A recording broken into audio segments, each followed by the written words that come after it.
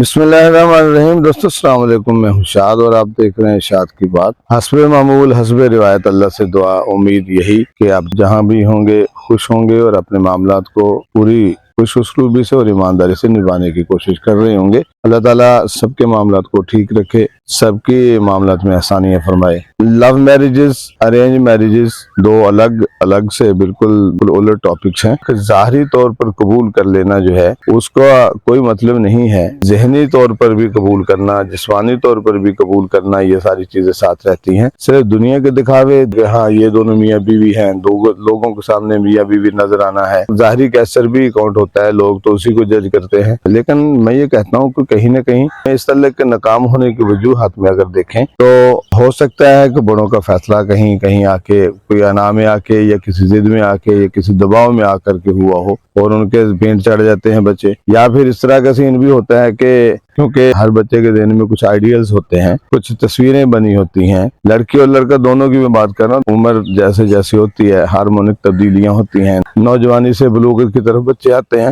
हर बच्चे के ज़हन में एक आइडियल होता है, एक हीरो होता है, एक परी होती है, तो इस तरह करके वो सारी चीजें होती हैं। जब वो पैचअप में आते हैं, शादी हो जाती है, तो शादी तो दोनों की हो ही जाती है, लेकिन वो देख फिर कहीं ना कहीं आकर के वो अंदर के जो आइडियल्स जो होते हैं, या फिर हो सकता है कि किसी के साथ छोटी मोटी बातचीत भी हुई हो। बाद बंदा वैसे भी गायबाना तौर पर किसी से मुलाकात नहीं होती, लेकिन किसी को चोरी चोरी छुप छुप के देख रहे होते हैं, तो उस वक्त भी आइडियल्स तख्लीक हो जाते हैं। फिर उसके साथ ख्यालात पलते हैं, शादी करूंगा, ये करूंगी तो ये हो जाएगा, हम वो कर लेंगे, ये करेंगे, वो करेंगे, इस तरह के ख्यालात ख्याली पुलाव पकने शुरू हो जाते हैं। ख्यालात की दुनिया में जन्नत बनती रहती है। जब शादी आती है तो ज़रा दो आपस में, दो अलग अलग दो अजनबी जुड़ते हैं, पहले आपस में इकट्ठे नहीं रहे होते, तो बाद में जब रहते हैं इकट्ठे तो बहुत सारी चीजें हो सकता है, पूरी तरह मुमकिन है कि मिसमैच हो। फिर एक दूसरे के रवैये, फिर किरदार, कुछ चीजें बाद में समझ आती हैं जब मिलते हैं। राह पे आ जाने या वाह पे आ जाने, इस तरह की चीजें जब बाद में पता चलता है तो मैं क्या सोच रहा था, मैंने क्या सोच रखा था, मैं क्या सोचती थी, ये तो कुछ भी नहीं, इस तरह की चीजें हम सोचते हैं। फिर ना कि फिर ये चीजें आके वो कंपेयर होना शुरू हो जाता है कि मेरा आइडियल तो इस तरह का, मेरी आइडियल में तो ये चीजें होनी चाहिए थी, ये थी, मैं तो ये सोच रखी, मैंने तो ये सोचा हुआ था, ये तो किसी काम की नहीं, मैं तो परी चाहता था, प्रिंस चाहिए था मुझे,